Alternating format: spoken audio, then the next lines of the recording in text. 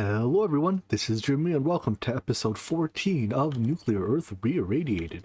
Our big ongoing project right now is the creation of the fusion reactor from Nuclearcraft, for which we needed 90, I think it was 4 more electromagnets, and we're still short a little bit. So apparently the limit on the bins was not enough. I don't know why, but the bins don't increase linearly from like basic to ultimate. It goes like the first tier doubles it, and then it's times 4. I guess it's times 8. I kind of thought that if by going to elite it would be enough. So anyways, I have to upgrade my bins one more time.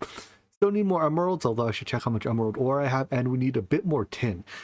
The heavy use of tin is that tin dust specifically is used in the neutron reflectors, and then we have to craft like 4 neutron reflectors together to make one of these, and then 8 neutron so that's 32 neutron reflectors to make one of these, and then I think it's like one of these per coil or something like that. Yeah, it's a boatload of tin goes into that. Anyways, besides that though, we're resource wise pretty close. Emeralds, I have 600 ore. That's not going to do it, so we're also going to need to make a bunch of ender pearls, because ender pearls are the substitute for emeralds in the recipe. All right, let's start then by upgrading those bins. So that needs the ultimate tier. Let's make a handful of these. Unfortunately, ultimate tier doesn't go on machines, as I mentioned before, at least not yet. In the future we get to see ultimate tier machines, but not today. The other thing we had running was the root farm here that's been doing some mob or another. What mob was it? Zombies. And that has filled its output chest with almost all armors. I noticed that all the equipment that comes out of here is from Mekanism tools, so we can probably just use a mod filter and throw this all out. Technically, we can arc furnace it too. That gets us like some steel and iron, but you know, don't really care for that. Some of it can't, like the glowstone stuff maybe is a bit more useful because that gets us glowstone ingots, but like even this we can make easily, so I'll probably just throw it all out. Oh look, how did I get an inventory slot in here? Because I went through a thing. Anyways, yeah, let's set up that trash can to just throw out everything from Mekanism tools and see what's left. Ender Isle's mod item filter is made just for this, so all the non-stacking gear gets slurped into a void chest, and what's left over is the mob loot. And this stuff, because all this should it stacks nice and neatly, it'll fit quite compactly into an ME system, so I'll probably just set up another ME storage subnet just to hold this stuff, but maybe that's later. For now, let's just take what we've gotten and put it into our storage system and use that to upgrade our factory to tier 2. So a tier 2 factory, as we can see with the quest here, I think requires a couple extra blocks on top of the tier 1. It requires 2 more factory upgrade bases and then tier 2 caps and tier 2 casings. I think the way this works is that once you have the upgrade materials in your inventory, you can, come on, let me land on this, set your intern to tier 2 and then just right click on the factory heart, and it will just in place apply all the upgrades, and it can apparently do this while it's running. So there we go. It does look like it resets a progress when you complete or when you reach level 2, but here we have it, a level 2 thing. I believe it may have made it faster, but no, I think this may have been the same amount of time. Let's check. So the level 1 is 256. So no, it's the same. 256 at 350 a tick versus 256 at 450 a tick. Hey, it's more expensive. Whatever. So the big upgrade is that, well, there's 2 main changes. First of all, it can handle additional mob types. So every controller has a minimum tier. I think we saw that. I think I have like an Enderman controller somewhere. Is it over here? That requires at least tier 3, so we can't do that yet. But the big thing that going up to tier 2 adds is 2 more upgrade slots. So upgrades go up to the level of the controller, right? So right now, or the level of your multi-block, right now this is level 2. So our mass and rate upgrades can take one more upgrade, and we have room for 2 more, of which, let's see, which are the ones that I tend to like. So mass and rate are somewhat self-explanatory. I think there's a looting one. Yeah, looting. And then after that, it's kind of your choice whether you want efficiency for less energy use, decapitation for more heads, XP for more XP, I guess. The fourth slot is less important, but the third one for looting is very big. No sense leaving the fourth one empty, so I figured let's just use decapitate for now. Decapitate 1 and 2. The rank 2 there. Rank 2 for this. And looting 1 and 2. I think 1 has to be on the bottom because it forms like a tower. So anyways, now we get we kill more zombies, 4 per cycle, uses more energy, and we're apparently a little short on power, probably because I'm using the basic power cell, which is limited to 1k RF a tick. So let's also upgrade that to a higher tier power cell. I think there's 3 tiers of that. May as well go up to the highest tier. Well, nope, that requires a dragon egg. Man, what's with this mod and requiring enchanted books in its crafting recipes? Enchanted books are so annoying to make. Power 2, that's what, flint? Alright. At least we have the dark steel enchanter. This would be almost impossible without the dark steel enchanter. There's also the slight matter of, does my power production support all this? The answer is almost assuredly no. But, we have... If something has to suffer a little bit, like if my void miners have to run at 90% speed instead of 100% speed, I'll deal with it. So anyways, now we're running at full speed, doing its things. All right. So anyways, let's take a look at what we need for the tier 3 upgrade.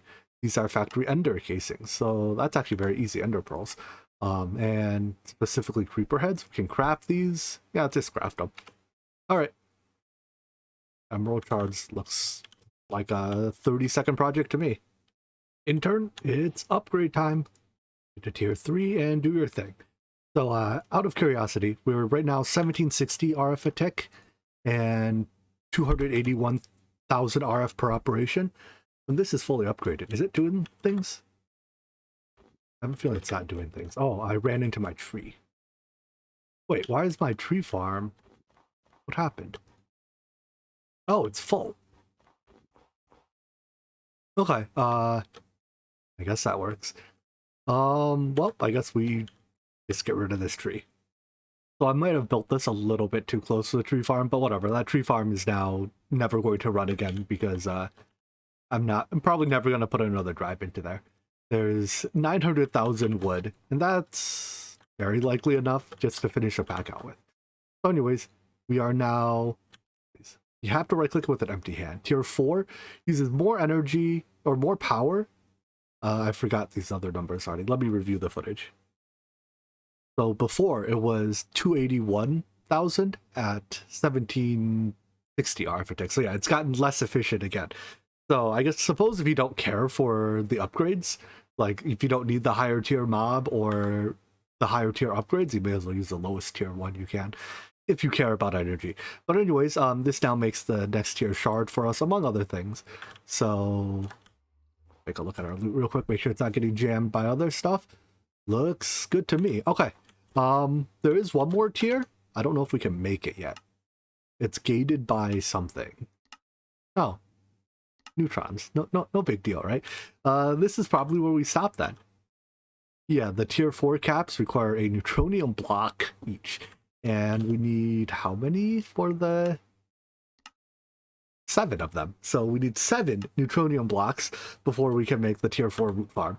Thankfully, you only need the tier 4, I think, for doing Ender Dragon, Wither, and like the boss type mobs. For now, this will suffice. Anyways, I want to do this for Endermen. So let's grab our Enderman one. And after running it for a little bit, I'll probably swap the decapitate upgrades out for like energy efficiency. What's these? Energy efficiency? Come on. Let me open the UI. Because I imagine it's not using that much energy. At the very least, though, let's put the tier 3 upgrades on, so I'll skip Decapitate. I don't need that many Enderman heads. Rate 3, Mass 3, Looting 3. There's Rate and Mass and Looting. And then we may as well let's see how much energy this uses. I have a feeling we're going to need the Efficiency one to be able to power it with tier 3 upgrades, because the upgrades do also increase energy. So 5400 RF a tick, yeah, we're gonna need efficiency. I imagine our capacitors are now being drained down.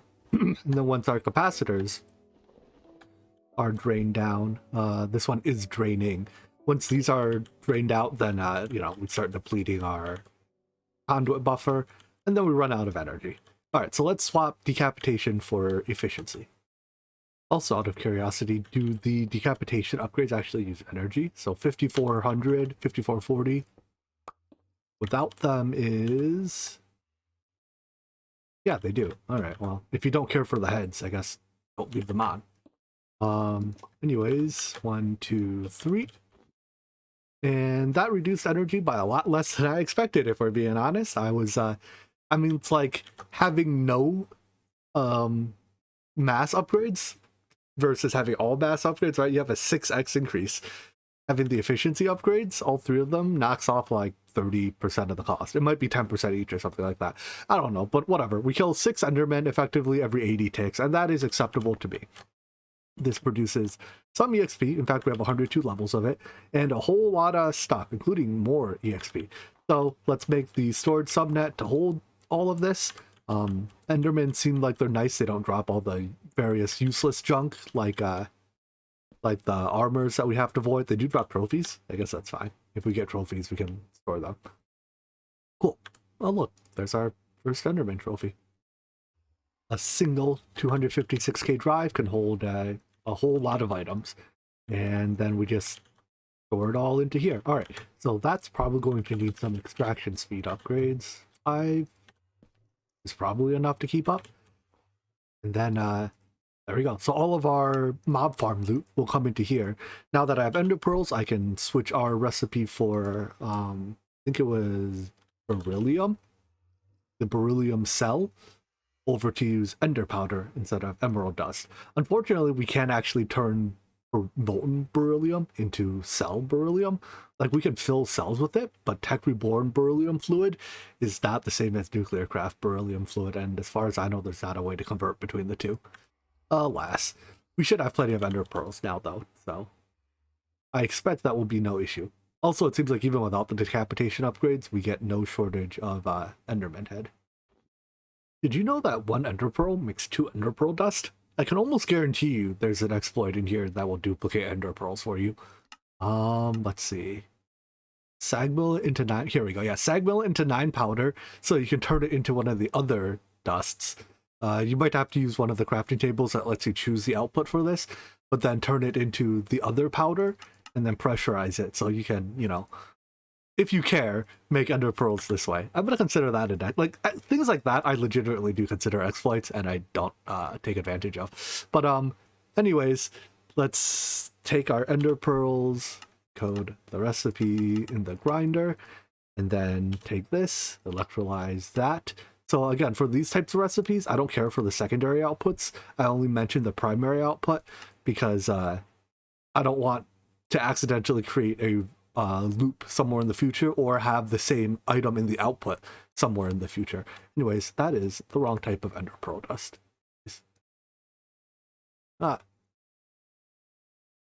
With the ender pearls swapped for, or with the emerald swapped for ender pearls, we now see that we have, we're still missing some ender pearls to actually make those electromagnets, but these we get at like 2 or 1 every other tick or so on average, I think.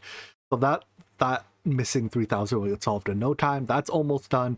This might take a little bit. We might have to add it on demand to make up the difference in a bit. However, there's one thing here that'll take a while longer, and that is the need for a whole lot of tin. So some of this tin goes into making cells. In fact, 5,000 of the tin is for ingots, the rest is for dust. And I was looking at the tin ingot recipe, and there's a pretty easy one here in the industrial centrifuge that literally turns lava into tin. This seems like a great deal. It's very slow. 750 seconds means that even with upgrades, this will take like 5 seconds or something. and it's not all profit because you have to actually like make the cell, but we can make lava with just energy, right? So we can turn effectively energy and a tiny bit of tin. I think it's 4 tin makes 16. No, 4 tin makes 24 cells into, so effectively, let's just call it 16, use it by hand recipe. We get to profit 14 tin, 4 copper, an electrum, and a teeny little bit of tungsten. At the cost of 16 buckets of lava. Sign me up. Pack has a couple of infinite lava sources, either the lava fabricator or the lava factory controller. This one uses 200,000 RF per bucket. This one uses 150,000 RF per bucket. But I'm going to use a pump because a pump uses like 1,000 RF per bucket. The downside is if we put the pump in the nether, it's technically not infinite, but it's like, you know, many hundreds of thousands of buckets, and we get to save energy. So take that, energy. I've been told that the teleporter from Mekanism also doesn't need the entire frame around it if you're just using it as a receiver. It also doesn't need power in this case. So if I build this here, we can now see it and teleport to it. Nifty. Probably should have not built it right next to the lava, but whatever. Alright, place a pump over the lava, and it already starts pumping because I guess I charged it in my hand. Ow, bat, don't blow me up. That's incredibly rude. Alright, I think it's power in the green dot side. So we'll not hover over the lava because I do slowly fall. The energy, the power channel, and then it's fluid out the top side. So I have another channel. Put that as lava, and let's see, fluids input all sides. All right, wow, it has a 512 bucket internal buffer. This thing pumps lava, and in fact I should go get speed upgrades for it so that it does it quickly. It, as far as I know, just uses standard Mekanism, speed, and energy upgrades. I love this teleporting. Teleporting is great. Apply the upgrades. Unfortunately, it doesn't turn the source blocks into like some filler blocks, so it causes block updates. That has a potential to be laggy. I'll have to keep an eye on it. But anyways, this I think with upgrades uses, let's see, 400 RF a tick, and it pumps like 10 buckets a second ish. Maybe it's doing the full 20 buckets a second. I'm not quite sure. It pumps very quickly. So last thing, chunk load it, and that'll do. On the overworld side, we have the linked quantum entangler filling fluid tanks. As far as I could find, this is the only way to actually fill these lava cells is with a fluid tank. There's no like fluid canning machine. There's a solid canning machine, but I imagine this doesn't can fluids. I guess there is the canner from Immersive. Does that thing actually... I'm not sure if it's in base Immersive or not. I also don't know if it can actually make lava cells. The downside about tanks is that they're a little slow, but whatever. Anyways, I have 5 tanks. Interestingly, hot fluids in tanks actually melt the surroundings. Like, I'm not surprised that lava can melt snow, right? That's kind of a given. But the fact that it's in a tank and can still melt snow, that's kind of cool. Anyways, that feeds into a number of industrial centrifuges. Initially, I had all of these hooked up. So the centrifuges being from Techreborn are all kinds of buggy, though. First of all, the progress bar is buggy. It doesn't actually show the actual progress, but you see there, it does actually complete the thing. Whatever. No progress bar on the tooltip either, but it does work. However, this is where stuff gets really strange. I found that if I plug them all in, they tend to not well run, right? Because I don't actually can the lava fast enough. But if I put one lava in, why does it centrifuge into something else? There's not a recipe here to centrifuge one can into something else. Looking at the output here, it's producing calcite and an empty cell. What does that even... It's like as if it's like the recipes in the industrial centrifuge are not MBT data sensitive. Because here, like, it gets weirder. If I do 2, it does that recipe twice, if I do 3, okay, hold on. At some point we get a different one. Because I've seen a different item get spit out before too. Yeah, if I do 4 items, I get deuterium as if it were a hydrogen cell. So like, come on, Techreborn. Come on. Anyways, this if I'm willing to abuse this bug, which I won't, it is a pretty funny way to make deuterium, which is something I need for deuterium tritium fusion. But I think what I'm just going to do to avoid this bug is ensure that our industrial centrifuges stay sufficiently full. And to do that, I'm only going to run, I think I can run 2 at full uptime off of 5 fluid tanks. If I do any more than that, I think they have some downtime. Like if they don't have 16 items, then they'll find the wrong recipe to do. So I'm going to keep an eye on this for a little bit, but as you can see here, we get plenty of copper, tin, electrum, tungsten. Good stuff all around. I do need to set up a small pile auto compactor at some point. I have various, let's do that right now. I have these various small piles. I just need a way to automatically turn all of them into, well, regular piles. Ultimately, that's pretty simple. I just have an ME interface that's set to stock all the various small piles, and then that goes into a compactor, which, well, it compacts them. And then we withdraw the final product and send it back into the ME interface. So this will mean that we don't keep small piles in our ME system anymore. If it turns out we need small piles for crafting recipes, we can, on demand, turn them into small piles. Apparently, we can do this. I don't know why you would ever do this. Can we just blast furnace a big pile too? Yeah, we can. I guess it's the exact same recipe as this. You don't have to compact it. Whatever, no big deal. And then I did a very similar thing here for dedicated just for this small tungsten dust so that we can keep all the outputs of lava centrifuging in the one subnet here. Anyways, this should produce in, give it a little bit of time, but it should produce enough tin that our remaining tin supply can supply the dusts that we need. In theory, if we let this run long enough, we can turn tin ingots back into tin dust as well. At the moment, we just need to process a little bit more gravel and a little bit more tin. So, while we wait for this stuff to process, let's make a crafting CPU big enough to actually do this craft. What does this take? Let's just make 8 64K CPUs. Uh-oh. How to parry that? Plenty of ore. Let's add these to one of our crafting CPUs. I hope that one wasn't doing something. If it was, I canceled it. And now we have a extended crafting CPU that's capable of doing the craft. We probably don't have the resources quite yet though. So anyways, while we wait for those last bits of resources to generate, let's make the fuel for our reactor. So I want to do this deuterium tritium fusion. I think when you think of fusion, that's kind of the baseline. I honestly don't know if it's the most efficient. I mean, it produces a lot of energy. Deuterium helium-3 might be better, but I think helium-3 doesn't have a tricky, easy way to get it. The reason I like deuterium tritium is, okay, for one, it produces quite a bit of energy, right? 172,000 RF a tick.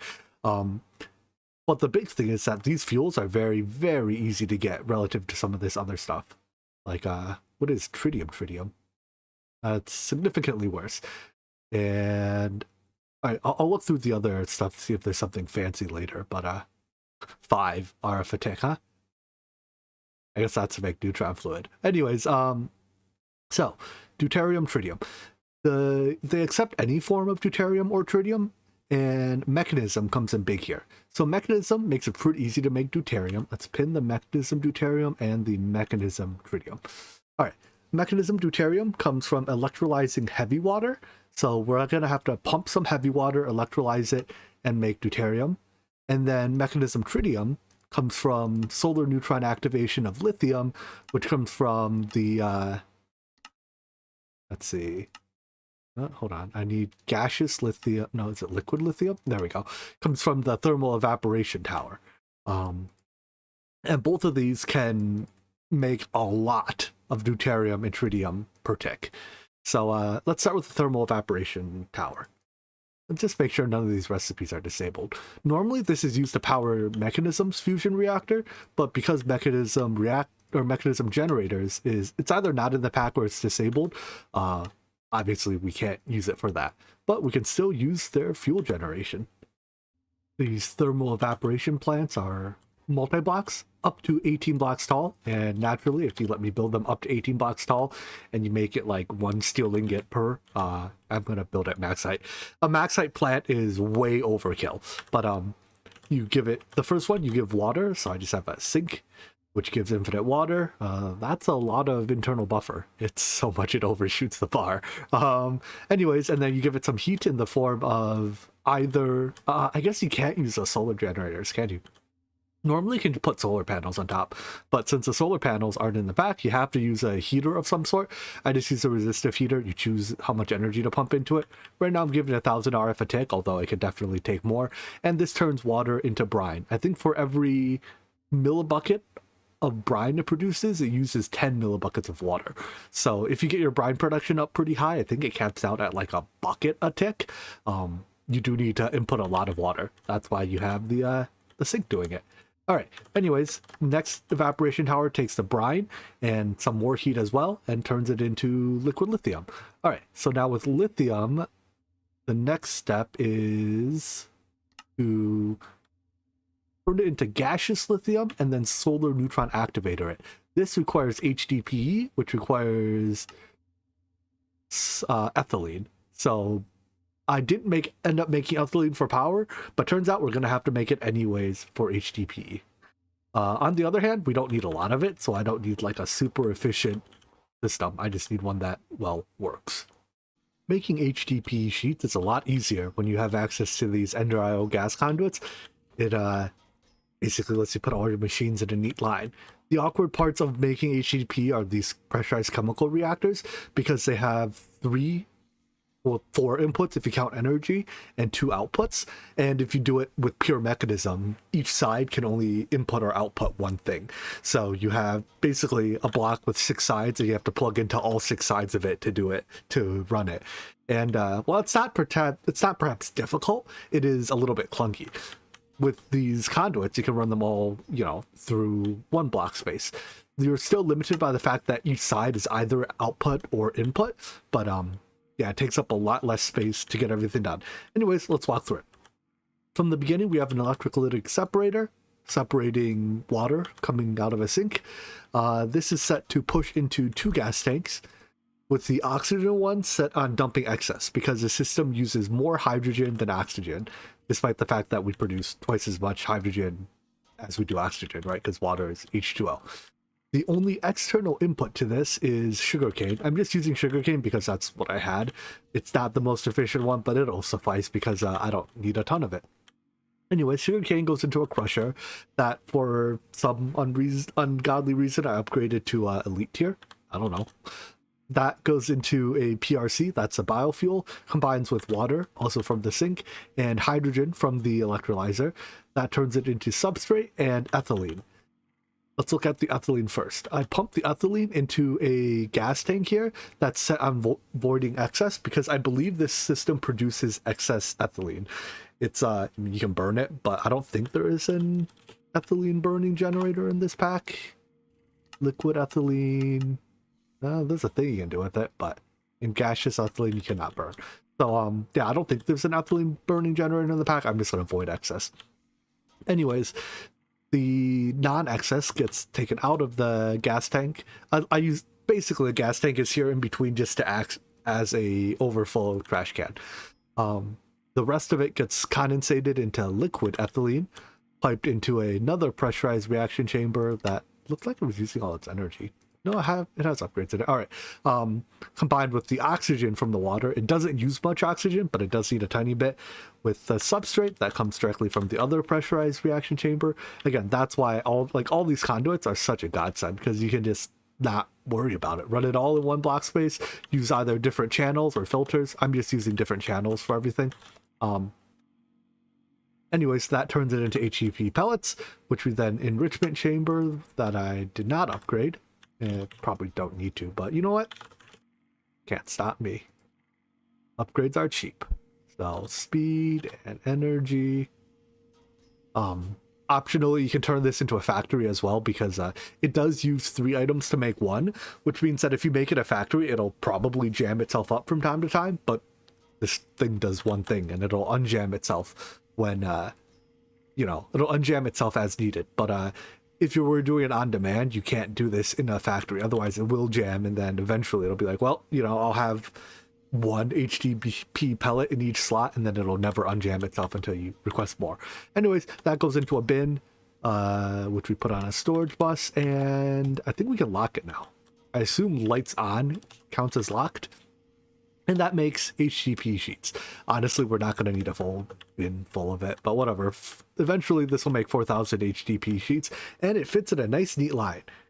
I love it. All right. Anyways, that's used to make the solar neutron activator or something.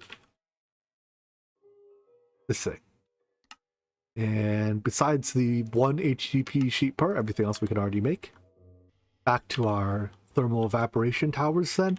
The second one outputs liquid lithium. Quite a bit of it even. I think now that this thing's had a chance to get up to heat, yeah, it produces, so no, it's still climbing up.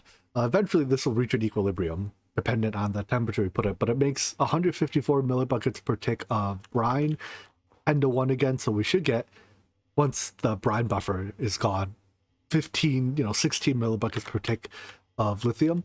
And then turning lithium into tritium then is, you first turn the liquid lithium that comes out of the thermal evaporation plant into gaseous lithium, pump that into our solar neutron activator, which, did I put upgrades in it? I did. This turns the gaseous lithium into gaseous tritium at a 1-to-1 ratio. And I believe we actually have to turn that gaseous tritium now into liquid tritium, but that's just another rotary condensator. There we go. And that's one half of the fuel done. The other half, thankfully, is easier. It's important to remember that the solar neutron activator is based on solar energy. Oh look, a shooting star. If you follow, those are actually pretty rare. If you follow those, you sometimes find like a little bit of Astral Sorcery loot at the end of it. You know what? It's been so long since I've seen one of these, I'm gonna follow it. I hope it doesn't take us too far away. We'll get back to what I was saying. Depth perception is a little hard because this is a game, but I think it's coming down pretty steeply. Should land right around here somewhere. Come on, give me the good loot. I think this is Astral Sorcery. It might be Thaumcraft. One of the magic mods, anyways, adds, I'm probably hanging out in a pretty bad spot radiation-wise.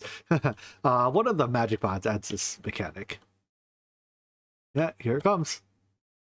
And impact anytime. I wonder, can we, like, hit it? Is it gonna hurt us? Oh, wow. That was a bigger boom than I expected. I guess it's Astral Sorcery, based on the fact that it gave us Astral Sorcery bits. A loot box. A luminous scroll. Gain knowledge about... Oh, okay, so I guess it teaches you something about Astral Sorcery? Huh, interesting. Alright, well, not particularly useful. Back to what I was saying. The, where's my teleporter? The solar neutron activator only works during the day, so make sure you give it a sufficient energy or a sufficient output buffer so that it can survive the night. Additionally, because I built it where it snows, we have to keep snow off of it, and apparently snow can kill torches in this pack, so keep snow off your torch as well. Anyways, that's the tritium, right? Liquid tritium, yeah. So deuterium is a lot easier. All you have to do is literally pump it. For that, use a whole bunch of these Mekanism pumps. Make sure they have a filter upgrade so that they pump heavy water, and then make sure that you're not going to, your water source is going to freeze if you built it here like I did. And they pump in, they pump heavy water, export at the top, and then this heavy water, we just have to electrolyze it and probably void the oxygen, store the deuterium. Oh, and it looks like we finally reach a point where our energy consumption is truly higher than our energy production. I thought that after the nerfs, this thing produced 12,000 R of a tick. It must be slightly more than that. I think it's closer to like 18. Either way, we're now using all 18-ish of it. And just like that, we have deuterium, or deuterium here, tritium there, and that's our nuclear fuel. All that's left is the reactor itself. So let's see about kicking off the craft for those reactor, what were they called? Fusion magnets? 94. 1,000 more gravel. All right. I guess we'll add an on-demand recipe for gravel. And just add a cobble to gravel crushing recipe, and now it'll craft the last 1,000 gravel it needs. So looking through this now, oh boy, it's gonna take it a little while. Good thing is we're right at the end of the episode, so I think we can just start it and let it process between videos. Now our tin, right, all of our tin and copper are available. We don't have to process ores for this. I expect this, I mean, it's still gonna process tin ore for tin dust, but yeah, I expect this will take like an hour, maybe even more than that to craft, just because of how many steps there are, and a lot of my processes aren't super optimized. But this is probably the largest single craft we're gonna do in this pack for the foreseeable future. So go. All right, while that crafts, why don't we wrap up for today? We'll come back next time, set up the fusion system, and make a lot of energy from there. So, estimates 20-some minutes. That is a lot. Actually, that might not be a lie. I'm curious. I'll check like every half hour or so, and I'll let you know in the next video how long this ended up actually taking. But yeah, that's it for today. I hope you guys enjoyed this video, and I hope to see you in the next one. Take care. Bye-bye.